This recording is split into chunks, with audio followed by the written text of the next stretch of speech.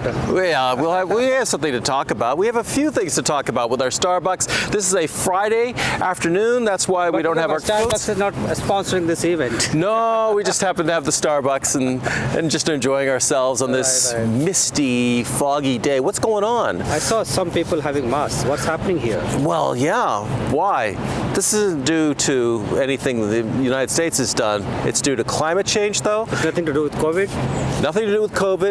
It has to do with Canadian wildfires, which is all about climate change. And of course, climate change is affecting all of us throughout the world, whether it's rising sea levels or wildfires off in San Francisco and California, or wildfires throughout Canada, which is all that air is now coming down through New York City, where they closed flights and in New York, and now we're having it in Washington.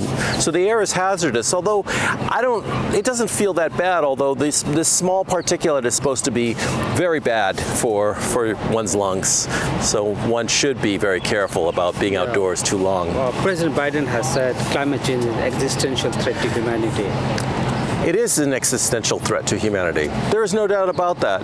I mean, not only is it rising sea levels, but there are just so many other issues involved with climate change that include dislocation of people. It includes, well, let's just wait for that cart to go through, because we're at a working building here.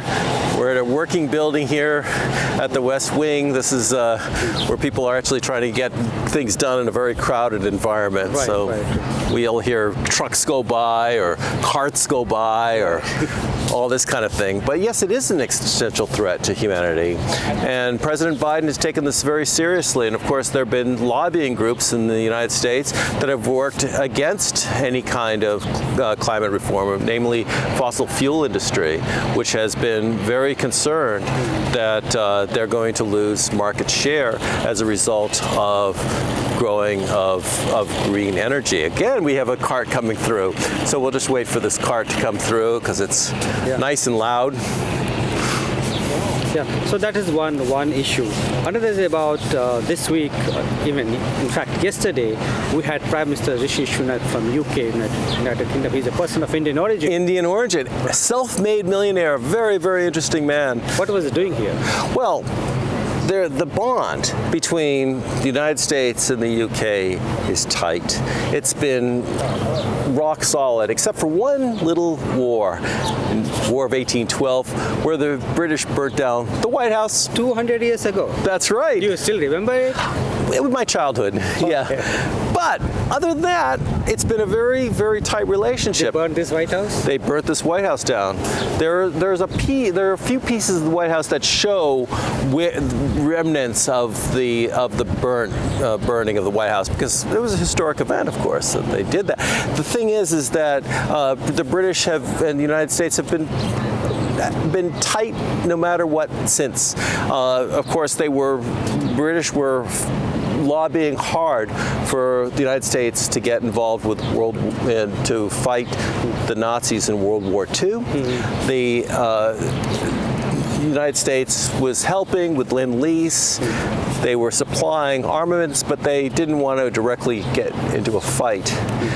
Not until Pearl Harbor, Japanese bombed Pearl Harbor, and then for some reason the Germans declared war on the United States, which was helpful to Franklin Delano Roosevelt, because then he could say, okay, we're at war with you, Germany, because that's what he wanted to do, was to defeat Nazism, but he couldn't really justify it politically until the Germans declared war on the United States. So what kind of relationship the British and the Americans have now? Well, it's very tight. It's a family. It's very tight.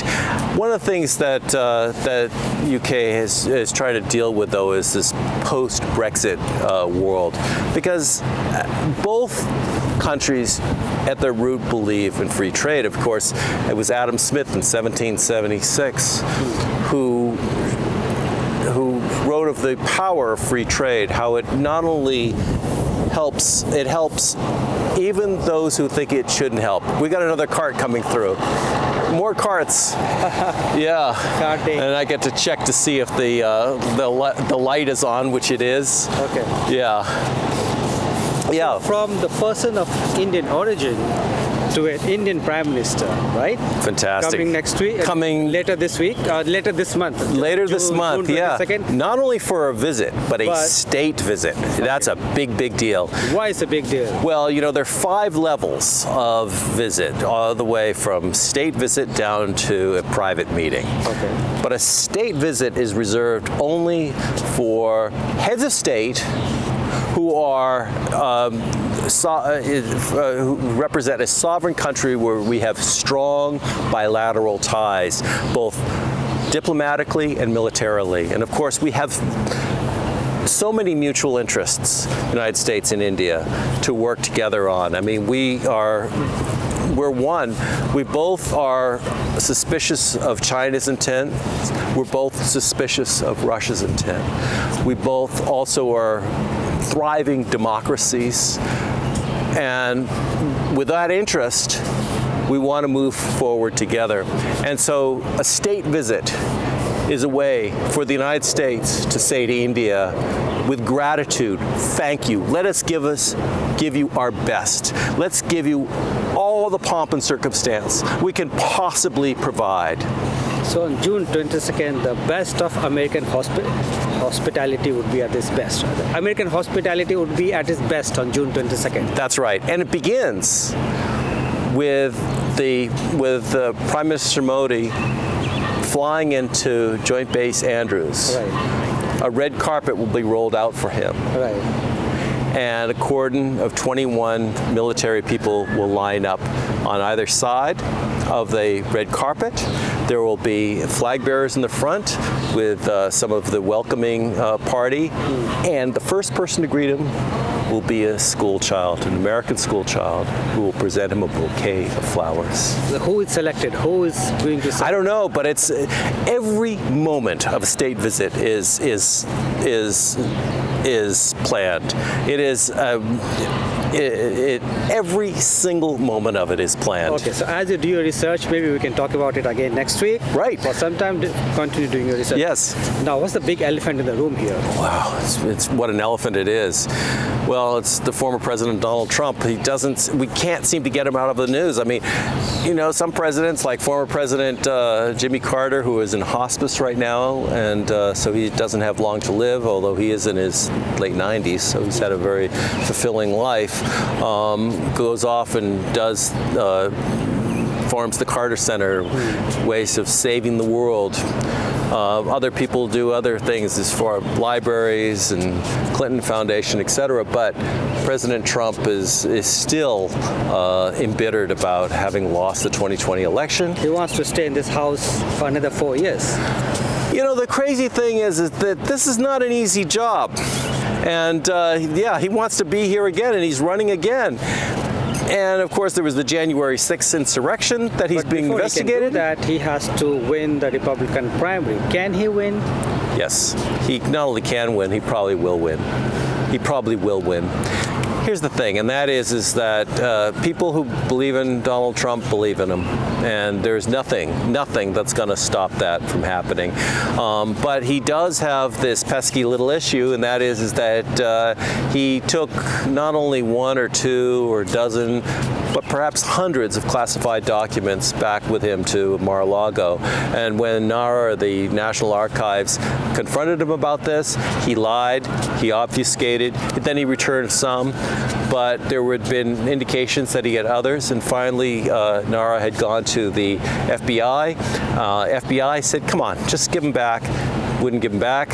So what did he do? They filed a search warrant, found 184 other classified documents. And then still, they wanted to just kind of work out a rapprochement. The last thing the United States needs to do is get into a legal fight with a former president. That is not a good thing for anybody. And yet, I would have to say that it was the former President Trump who left the Department of Justice no choice but to file indictments on this documents case. And there are still many other lingering cases, So including President Trump is fighting two battles at the same time. And he may be Courtroom four. and the people's court. That's right. And of course, this is weird. The United States of America versus Donald Trump.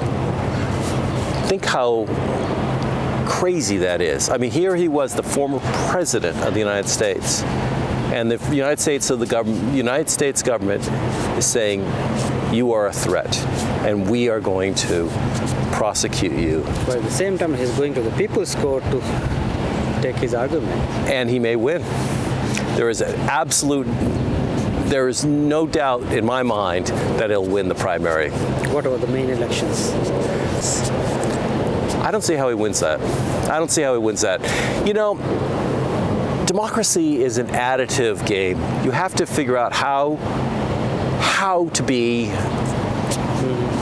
to bring people on your side. And former President Trump has made it a kind of one of his games is to use pugilism as a force to make a point, which then means that he's offended a lot of people. And so there are people who love him and there are people who hate him. And then there are a lot of people who would wish he'd go away. And I'd say that the biggest party in the United States is neither Republican nor Democrat, but independents. And if the independents say, come on, enough of this nonsense, we want something else, that's all that matters. It's not Republicans or Democrats. It's this side in the middle that really just want to live with their lives and don't want this kind of nonsense. Okay. With this, we bring to an end our weekly roundup from the White House. Till then, we'll keep on watching the developments in the court, the White House, and the People's Court. That's right. And with our cups of coffee, you know, the first cup of coffee I had was in India.